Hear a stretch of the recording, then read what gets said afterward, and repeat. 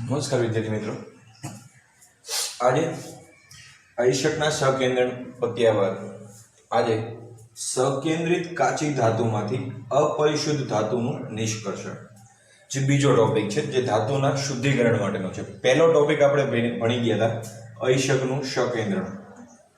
અયસ્કનું સકેન્દ્રણ આ પહેલો ટોપિક હતો ધાતુને શુદ્ધ કરવા માટે. એમાં આપણે ચાર પદ્ધતિ જોઈ, બરાબર. કઈ કઈ પદ્ધતિ જોઈ? પહેલું નિક્ષાલન જોયું આપણે અંદર, બરાબર. લીચિંગ જોયું, લીચિંગ જોયું, લીચિંગ એટલે કે નિક્ષાલન અંતે.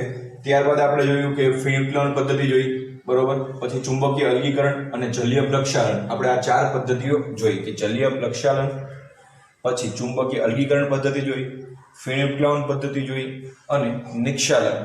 આ ચાર ટોપિક આપણે અયસ્કના સહકેન્દ્રણ માટે જોયા. એ ચારે ચાર ટોપિક શું હતા કે ભાઈ કોઈ પણ જે કાચી ધાતુ આપણને પૃથ્વીના પેટાળમાંથી આપણને જે મળી એમાંથી જે ગેંગના કણો હતા એને આપણે શું કરી નાખ્યા, અહીંયાથી દૂર કરી નાખ્યા. ત્યારબાદ આવી કાચી ધાતુમાં શું વધ્યું? એ કાચી ધાતુમાં બે વસ્તુ વધી. એક તો આપણે જે ધાતુ જોતાની છે એ ધાતુ વધી, અને બીજી જે નથી જોતાની એવી ઘણી બધી જે ધાતુઓ છે એ કાચી ધાતુઓ સાથે અંદર છે, એને આપણે હવે શું અશુદ્ધ ધાતુઓને શું કરવાની છે? અલગ કરવાની છે. કોના કરતા? ધાતુઓ માટે. તો એના માટેની પદ્ધતિ છે સકેન્દ્રિત કાચી ધાતુમાંથી અપરિષ્કૃત ધાતુનું નિષ્કર્ષણ. તમને શબ્દ થાય કે સકેન્દ્રિત કાચી ધાતુ એટલે શું? સકેન્દ્રિત કાચી ધાતુ એટલે કે આપણે જે આયનનું એટલે કે કાચી ધાતુનું આપણે સકેન્દ્રણ કરી નાખ્યું, એટલે કે જે ગેંગના કણો હતા એને આપણે શું કરી નાખ્યા? દૂર કરી નાખ્યા. તો એને શું કહેવાય? દૂર કરી નાખ્યા. અને જે હવે વધ્યું આપણી પાસે એ શું થઈ ગઈ? સકેન્દ્રિત કાચી ધાતુ. આપણી પાસે જે પડેલી છે કાચી ધાતુ, એટલે કે જે અંદર ધાતુઓ છે અને બીજી ઘણી બધી અંદર મેટલ છે જે અશુદ્ધ છે, એટલે કે એ વધારે જે મેટલ છે એના કરતાં થોડી ઘણી અલગ અલગ જે મેટલ છે એની સાથે જોડેલી છે, એને શું કહેવામાં આવે છે? અપરિશુદ્ધ. સકેન્દ્રિત કાચી ધાતુમાંથી અપરિશુદ્ધ ધાતુનું નિષ્કર્ષણ. એટલે કે અશુદ્ધ ધાતુ છે કાચી ધાતુ સાથે, એનાથી શું કરી નાખવાનું છે? અલગ કરીને આપણે ધાતુ છે એ 99.99% આ પદ્ધતિમાં આપણને શુદ્ધ સ્વરૂપે પ્રાપ્ત થશે, બરાબર. તો આ પદ્ધતિને બીજું નામ પણ આપવામાં આવે છે કે રિડક્શન. કાચી ધાતુનું રિડક્શન. કાચી ધાતુનું રિડક્શન. આને આ ટોપિકને એમ પણ કહેવામાં આવે છે કાચી ધાતુનું રિડક્શન. ફેરવીને પણ તમને પ્રશ્ન પૂછે કે કાચી ધાતુનું રિડક્શન સમજાવો, તો પણ સકેન્દ્રિત કાચી ધાતુમાંથી અપરિષ્કૃત એટલે કે અશુદ્ધ ધાતુનું નિષ્કર્ષણ. એટલે કાચી ધાતુ છે એમાંથી અશુદ્ધ ધાતુ છે એને શું કરી નાખવાની છે? અહીંયાથી દૂર કરી નાખવાની. તો એના માટેની પદ્ધતિ છે. હવે આપણે છે આ જે ધાતુઓ છે, જે કાચી ધાતુ આપણી પાસે, માત્ર ગેંગના કણો તો આપણે દૂર થઈ ગયા છે અહીંયાથી, બરાબર. કાચી ધાતુ છે અને ધાતુ છે. હવે એના માટે આપણે રિડક્શન કરવાની જરૂર પડશે. તો આપણે રિડક્શન કરવું એના કરતાં કોઈ પણ મેટલ છે એ ડાયરેક્ટ કરવું શું થશે? અઘરું પડશે અને બહુ શું કહેવાય ખર્ચાળ હશે, બરાબર. તો એના કરતાં શું કરશું કે ભાઈ આ જે કાચી ધાતુ છે એને આપણે ઓક્સાઇડના સ્વરૂપમાં ફેરવી દઈશું. આપણે શું કરી નાખશું? પહેલાં તો એ ધાતુ છે એને આપણે કેમાં પરિવર્તિત કરી નાખશું? ઓક્સાઇડમાં. અને ઓક્સાઇડમાં પરિવર્તન કર્યા બાદ તેને આપણે કેમાં રૂપાંતર કરીને રિડક્શન દ્વારા આપણે એને શું કરી નાખશું? અહીંયાથી દૂર કરી નાખશું, બરાબર. તો આ રીતે છે આપણે અહીંયા આ પદ્ધતિ દ્વારા ધાતુઓ છે આપણે શુદ્ધ સ્વરૂપે મેળવી શકીએ છીએ, બરાબર. તો સૌપ્રથમ ઓક્સાઇડમાં રૂપાંતર કરી ત્યારબાદ એનું અહીંયાથી શું કરી નાખશું? રિડક્શન. તો આ રીતે સરળ પડશે. તો ટોપિક છે પહેલો કે આ પદ્ધતિ સકેન્દ્રિત કાચી ધાતુમાંથી અશુદ્ધ ધાતુઓને શું કરવાની છે? દૂર કરવા માટે થાય છે. આ કાચી ધાતુ મેં શબ્દ વાપર્યો છે, તમારી ચોપડીમાં અયસ્ક શબ્દ વાપરેલો છે. અયસ્ક શું વાપરેલો છે? અયસ્ક. અયસ્ક એટલે કાચી ધાતુ. અશુદ્ધ ધાતુને દૂર કરવા માટે થાય છે. બીજો પોઈન્ટ છે આ પદ્ધતિમાં સકેન્દ્રિત કાચી ધાતુઓને એવા સ્વરૂપમાં પહેલા રૂપાંતર કરવામાં આવી જોઈએ જેથી તેનું રિડક્શન શું બને? યોગ્ય બને.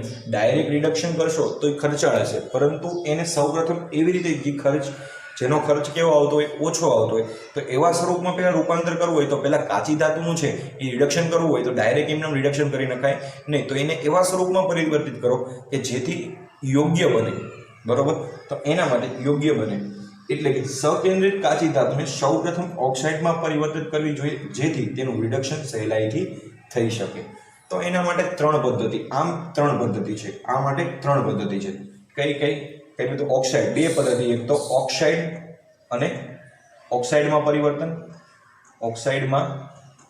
પરિવર્તન અને છેલ્લું રિડક્શન. આ બે ટોપિક છે. ઓક્સાઇડમાં પરિવર્તન માટે 3 પદ્ધતિ છે. ઓક્સાઇડના પરિવર્તન માટે 3 પદ્ધતિ છે. ભૂજન, નિસ્થાપન અને કેલ્સિનેશન, એટલે કે કેલ્સિનેશન નિસ્થાપન, અને છેલ્લું છે ઓક્સાઇડનું ધાતુમાં રિડક્શન. આ 3 પદ્ધતિ છે. પહેલા તો એક તો ભૂજન, બીજું નિસ્થાપન અને ત્રીજું છે ઓક્સાઇડનું રિડક્શન. આ 3 પદ્ધતિ દ્વારા આપણને શું પ્રાપ્ત થાય કે જે આપણે કાચી ધાતુ છે એની સાથે જે અશુદ્ધ ધાતુઓ રહેલી છે એમાંથી આપણે અશુદ્ધ ધાતુને દૂર કરી શકશું અને ધાતુ આપણને શુદ્ધ સ્વરૂપે આપણને અહીંથી પ્રાપ્ત થશે. તો એના માટેની આ પદ્ધતિઓ છે. તો પહેલું છે ભૂજન. હવે ભૂજન ક્યાં થશે? ભૂજન પદ્ધતિ કઈ રીતે થશે? તો પહેલા ભૂજન પદ્ધતિ છે હંમેશા ઓક્સિજનની હાજરીમાં થશે. શું થશે? રોસ્ટિંગ કહેવામાં આવે છે. ઇંગ્લિશમાં નામ છે ભૂજન, એટલે કે રોસ્ટિંગ. બરોબર. તો આ પ્રક્રિયા, ભૂજનની પ્રક્રિયા છે એ ઓક્સિજનની હાજરીમાં થશે. ક્યાં થશે? ઓક્સિજનની હાજરી હોવી જરૂરી છે તો જ ભૂજનની પ્રક્રિયા થાય, બાકી થાય નહીં. બીજો પોઈન્ટ કે આ ભૂજન છે એ કઈ કાચી ધાતુમાં ઉપયોગમાં લેવામાં આવે છે વધુ? તો સલ્ફાઇડ યુક્ત જે કાચી ધાતુ હોય છે એની સલ્ફાઇડ યુક્ત જે કાચી ધાતુ છે એમાં જે અશુદ્ધ ધાતુ છે એને ત્યાંથી દૂર કરી અને આપણે ધાતુ શુદ્ધ સ્વરૂપે પ્રાપ્ત થાય તો એવી પ્રક્રિયાઓ માટે ભૂજન પ્રક્રિયા યુઝ કરવામાં આવે છે. એટલે કે સલ્ફાઇડને ત્યાંથી દૂર કરી અને ધાતુ આપણને શુદ્ધ સ્વરૂપે આપણને અહીંથી પ્રાપ્ત થાય છે. તો એ માટે આ ભૂજન પદ્ધતિનો ઉપયોગ કરવામાં આવે છે. બીજી વસ્તુ કઈ રીતે થાય? તો કોઈ પણ જે સલ્ફાઇડ યુક્ત કાચી ધાતુ છે, બરોબર, એટલે કોઈ પણ જે કાચી ધાતુ આવી તો એ કાચી ધાતુના ગલન બિંદુથી નીચા તાપમાને, જે માની લો કે 100 ગલન બિંદુ છે, બરોબર, તો એના કરતાં થોડુંક નીચું તાપમાન, એટલે કે 70 કે 80 આજુબાજુ તાપમાનથી નીચા તાપમાને ઓક્સિજનની હાજરીમાં જ્યારે ગરમ કરશું તો ત્યાંથી છે એ અશુદ્ધ ધાતુ દૂર થશે અને આપણને ધાતુ છે એ શુદ્ધ સ્વરૂપે અહીંયા આપણને શું થશે? પ્રાપ્ત થાય છે. તો અહીંયા પહેલો ટોપિક જો ભૂજન પ્રક્રિયા ઓક્સિજનની હાજરીમાં કરવામાં આવે છે. બીજું, કાચી ધાતુને તેના ગલન બિંદુથી નીચા તાપમાને ઓક્સિજનની હાજરીમાં શું કરવામાં આવે છે? ગરમ કરવામાં આવે છે.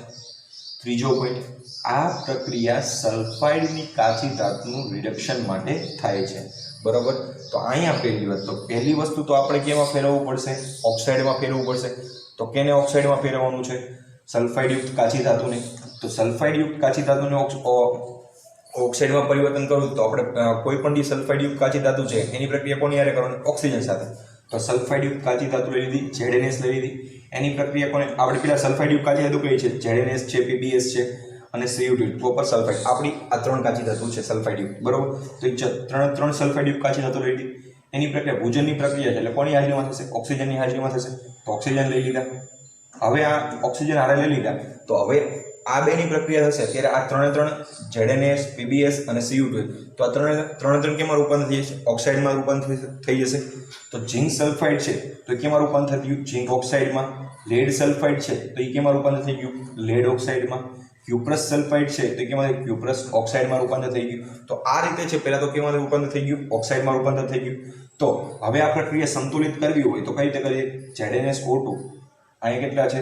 3 ઓક્સિજન છે. 3 ઓક્સિજન મારે લાવવા હોય, બરોબર, તો અહીંયા 3 દુ ને 6, બરોબર, 3 દુ ને 6. તો અહીંયા મારે કેટલા મૂકવું પડશે? અહીંયા મૂકીશ 2 ને 2 4. ZnS S કેટલા છે? 1. અહીંયા મૂકું 2 મૂકું તો 2 ને 2 4. અહીંયા 2 મૂકીશ, બરોબર, 2 સલ્ફર 2. તો અહીંયા 2 મૂકવા પડશે, બરોબર. 2 દુ ને 4, 4 ને 2 6, 6 ને કાંઈ 3 નહીં, અહીંયા 4 એટલે કે સલ્ફર 6, બરોબર. અહીંયા મૂકી દઉં 3 મૂકી દઉં 3O2 એટલે કે 6 થઈ ગયા. 6 થરો બીજું 4, 4 ને 2 6, બરોબર. તો અહીંયા 2 મૂકી દઈશ. તો આ સંતુલિત થઈ ગયું સમીકરણ. એવી જ રીતે બીજું સમીકરણ સંતુલિત કરું. અહીંયા 3 મૂકી દઉં, 3 દુ ને 6. અહીંયા કેટલા મૂકી દઉં? 2, 2 દુ ને 4, 4 ને 2 6. અહીંયા પણ 2 મૂકવા પડશે. થઈ ગયું કમ્પ્લીટ. એવી જ રીતે અહીંયા મૂકી દઉં. અહીંયા 3O2, અહીંયા મૂકી દઉં 2 મૂકી દઉં 2 4 એટલે અહીંયા 2 અને અહીંયા 2. તો આ સમીકરણ અહીંથી સંતુલિત થઈ ગયું. તો શું કર્યું કે સલ્ફાઇડયુક્ત કાચી ધાતુ હતી એની ઓક્સિજનની હાજરીમાં જ્યારે ગરમ કર્યું તો પહેલાં તો ઓક્સાઇડમાં પરિવર્તન થઈ ગયું, ઓક્સાઇડમાં જે પરિવર્તન થઈ ગયું ત્યારબાદ આનું શું થઈ જશે, રિડક્શન થઈ જશે, એટલે ઓક્સિજન દૂર થશે, ત્યાંથી આપણને શું મળશે, શુદ્ધ સ્વરૂપે ધાતુ મળશે. પણ તો અહીંયા જોઈ લ્યો, ZnS છે, ઝીંક સાથે સલ્ફાઇડની કાચી ધાતુ છે એટલે અશુદ્ધ ધાતુ છે. આપણે આ Zn જોઈ છે.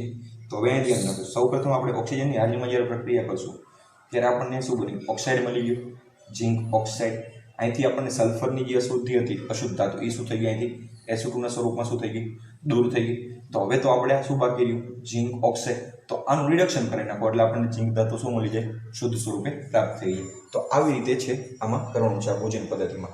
હવે માની લ્યો કે કોઈ પણ જે સલ્ફાઇડયુક્ત કાચી, જે આ કોઈ પણ કોપરની સલ્ફાઇડયુક્ત કાચી ધાતુ છે, હવે એની અંદર ઘણી વખત આયન ઓક્સાઇડની પણ અશુદ્ધિ આવી જાય.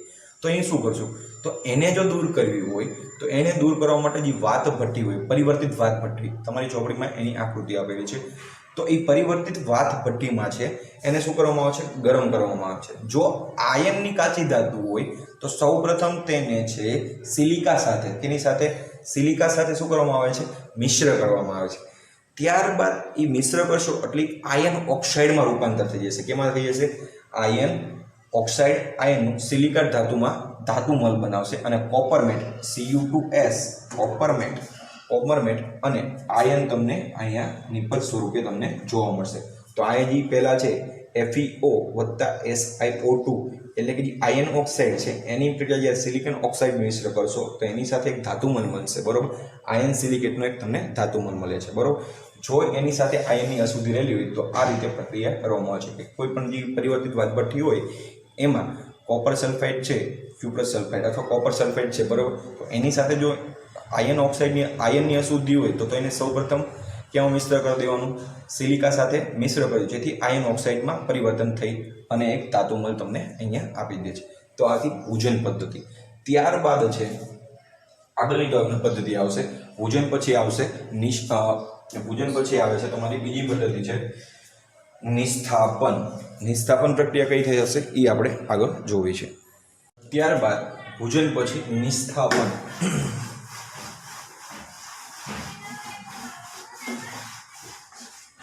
નિસ્થાપન બીજો ટોપિક છે નિસ્થાપન. નિસ્થાપન આ પ્રક્રિયા ક્યારે આવે, તો પહેલી વસ્તુ આ પ્રક્રિયા છે, પહેલો પોઈન્ટ, આ પ્રક્રિયામાં ઓક્સિજનની હાજરી જરૂરી નથી. ઓક્સિજનની હાજરી જરૂરી નથી. કેમ નથી? કારણ કે નિસ્થાપન પ્રક્રિયા છે, નિસ્થાપન પ્રક્રિયા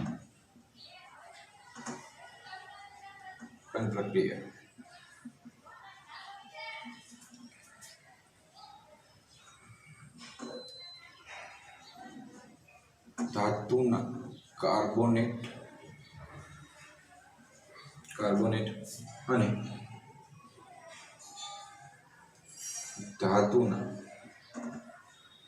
હાઇડ્રોક્સાઇડ આ પ્રક્રિયા નિસ્થાપન પ્રક્રિયા છે એ કાચી ધાતુના કાર્બોનેટ અને કાચી ધાતુના હાઇડ્રોક્સાઇડ સાથે કરવામાં આવે છે. કોના સાથે કરવામાં આવે? હાઇડ્રોક્સાઇડ સાથે પૂર્ણ કરવામાં આવે છે. શા માટે ઓક્સિજનની નથી જરૂર? કારણ કે જે નિસ્થાપન પ્રક્રિયા છે એ કાચી ધાતુ છે એના કાર્બોનેટ, કાચી ધાતુનો કાર્બોનેટ એટલે માની લો કે કેલ્શિયમ કાર્બોનેટ લઈ લ્યો, તો એની કેલ્શિયમ કાર્બોનેટ છે એની સાથે જ ઓક્સિજન જોડાયેલો છે, તો ઓક્સિજનની હાજરી છે એ જરૂરી છે. એની બહારથી ઓક્સિજન આપણે આપવો પડશે નહીં, કારણ કે એની સાથે એની અંદર રહેલો છે, એટલા માટે આપણે ઓક્સિજનની હાજરી અહીંયા જરૂરી નથી. ધાતુના હાઇડ્રોક્સાઇડ તો Fe2O3 ઇન્ટુ XH2 તો એની સાથે અંદર હાઇડ્રોક્સાઇડ રહેલો છે બરોબર. તો આમાં છે એ કોઈ પણ જાતના છે એ ઓક્સિજનની બહારથી આપવાની જરૂર નથી કારણ કે એની અંદર જ આવેલા હોય છે એટલા માટે આમાં ઓક્સિજનની હાજરીની જરૂર હોતી નથી પ્રક્રિયામાં બરોબર. ત્રીજો પોઈન્ટ, આ પ્રક્રિયા કેલ્શિયમની નિસ્થાપન કોને કહીશું તો આ પ્રક્રિયા કાચી ધાતુને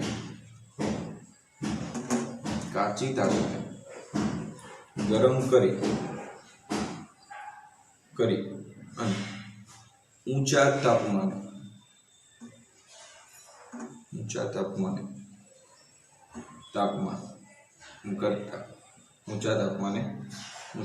કરતા ધાતુનું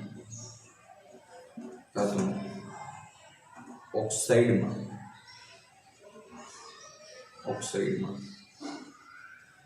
પરિવર્તન થાય છે બરોબર. ઉદાહરણ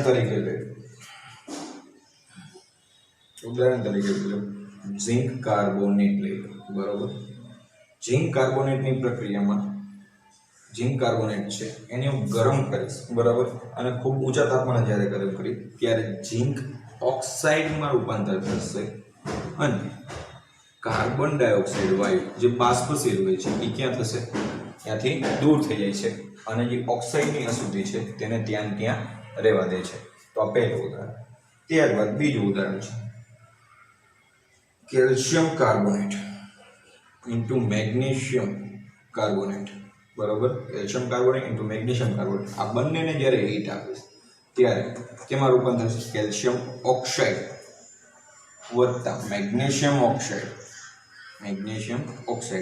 પ્લસ 2CO2 અહીંથી આવી રીતે કાર્બન અહીંથી ધાતુના ઓક્સાઇડ અહીંયા પીડા રહે છે અને કાર્બન ડાયોક્સાઇડ વાયુ શું થઈ જાય છે અહીંયાથી દૂર થઈ જાય છે. ત્રીજું ion oxide Fe2O3 into XH માં કોઈ પણ ગમે એટલા હોઈ શકે XH2O. જ્યારે પ્રક્રિયા કરીશ તો આયન ઓક્સાઇડ છે અહીંયા મને પ્રાપ્ત થશે Fe2O3 વત્તા XH2O. અહીંયાથી પાણી શું થશે બાષ્પીભવન પામી શું થશે અહીંયાથી બાષ્પીભવન છે દ્રાવ્ય હોય છે એટલે અહીંયાથી શું થઈ જશે દૂર થઈ જશે અને ધાતુ છે નાનો ઓક્સાઇડ છે તેને ત્યાં રહેવા દેશે. તો આ નિક્ષાલન અને નિક્ષાલન પદ્ધતિ એટલી જ માટે કે કોઈ પણ જે કાર્બોનેટ હોય અથવા હાઇડ્રોક્સાઇડ ધરાવતી જે કાચી ધાતુ હોય છે બરોબર એને ખૂબ હીટ આપે અથવા ગરમ કરી અને ઊંચા તાપમાને જ્યારે ગરમ કરશો ત્યારે એનું જે બાષ્પશીલ જે દ્રાવ્ય હોય છે અહીંયાથી દૂર થશે અને જે ધાતુના ઓક્સાઇડ છે તેને ત્યાં શું રહેશે પડ્યા રહેશે અને આ રીતે જે પદ્ધતિ થતી હોય એને કઈ કહેવાય નિસ્થાપન પદ્ધતિ કહેવામાં આવે છે. હવે આ બંનેને આપણે કેમાં રૂપાંતર કરીને ઓક્સાઇડમાં. તો હવે છે જે પ્રક્રિયા આવે છે છેલ્લી લાસ્ટ કે ઓક્સાઇડનું રિડક્શન બરોબર.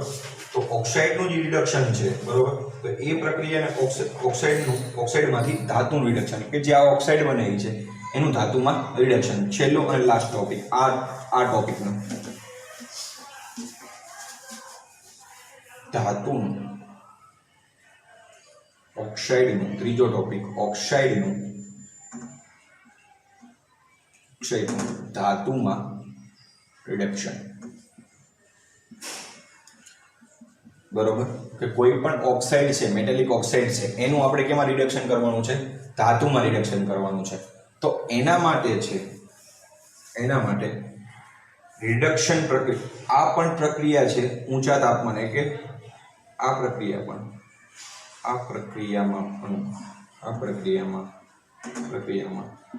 ધાતુના ઓક્સાઇડને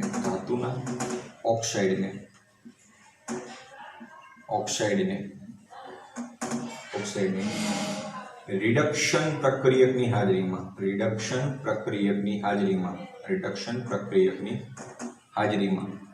પ્રક્રિયક કયા છે કાર્બન છે કાર્બન ડાયોક્સાઇડ છે. તો આની હાજરીમાં પ્રક્રિયા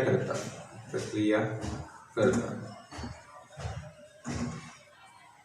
ધાતુ શુદ્ધ સ્વરૂપે પ્રાપ્ત થાય છે. કઈ રીતે? માની લો આપણી પાસે ઝિંક ઓક્સાઇડ હતું બરાબર. એની પ્રક્રિયા છે હું કાર્બન સાથે કરાવીશ. કોની સાથે? ઝિંક ઓક્સાઇડની પ્રક્રિયા હું કાર્બન સાથે કરાવીશ. તો અહીંયા છે બરાબર ઝિંક વત્તા CO2 ગેસ છે, અહીંથી શું થશે? બહાર નીકળી જશે. બરાબર. તો આ પ્રક્રિયાને સંતુલિત કરવી હોય તો મારે અહીંયા 2 મૂકવા પડશે, અહીંયા પણ 2 મૂકવા પડશે. તો આ પ્રક્રિયા શું થઈ ગઈ? સંતુલિત થઈ ગઈ. તો આ પહેલો. બીજું, અથવા તમારે છે કોઈ પણ રીતે લખવી તો કોઈ પણ એક મેટલ છે એની x * y વત્તા અહીંયા જે છે x કાર્બન આ જે પ્રક્રિયક છે બરાબર રિડક્શન પ્રક્રિયા, એની સાથે જ્યારે પ્રક્રિયા કરાવશો ત્યારે તમને છે અહીંયા મેટલ છે એ તમને શુદ્ધ સ્વરૂપે મળશે અને અહીંથી છે જે અશુદ્ધિ છે કાર્બન ડાયોક્સાઇડ સ્વરૂપે શું થઈ જશે? અહીંથી બહાર નીકળી જશે. એટલે કે હવે અહીંયા જુઓ કે ઝિંક ઓક્સાઇડની જે અશુદ્ધિ એને રિડક્શન કર્યું, એટલે કે રિડક્શન પ્રક્રિયાની હાજરીમાં જ્યારે રિડક્શન કર્યું તો અહીંયા છે આપણને ધાતુ આપણને શું મળી? શુદ્ધ સ્વરૂપે પ્રાપ્ત થઈ અને કાર્બન ડાયોક્સાઇડ છે અહીંયા વાયુ સ્વરૂપે ત્યાંથી શું નીકળી ગયો? બહાર નીકળી ગયો. અને આ બધી જ પ્રક્રિયા છે પરિવર્તિત ભઠ્ઠીમાં કરવામાં આવે છે. બરાબર. તો આ 3 ટોપિક પૂજન, નિસ્થાપન અને ઓક્સાઇડમાંથી ધાતુનું રિડક્શન. બરાબર. તો આ બધી જ પ્રક્રિયા છે મોસ્ટ ટાઈમ બી છે 3 માર્કમાં આખો ક્વેશ્ચન પૂછાઈ શકે છે. બરાબર. તમારી એક્ઝામ સરકારે એવું જાહેર કરેલું છે કે 2 ઓક્ટોબરે ઘરે બેઠા કદાચ લેવામાં આવશે. તો એના માટે જે ટોપિક છે તૈયારી કરતા હોય તો આટલા પાઠ છે. પહેલો છે, ત્રીજો છે, ચોથો છે અને છઠ્ઠો. આ પાઠમાંથી 100 માર્કની એક્ઝામ લેવામાં આવે છે. બરાબર. તો ખાસ ધ્યાન રાખજો, આ 4 પાઠની તૈયારી કરી લેજો. નમસ્કાર, ધન્યવાદ.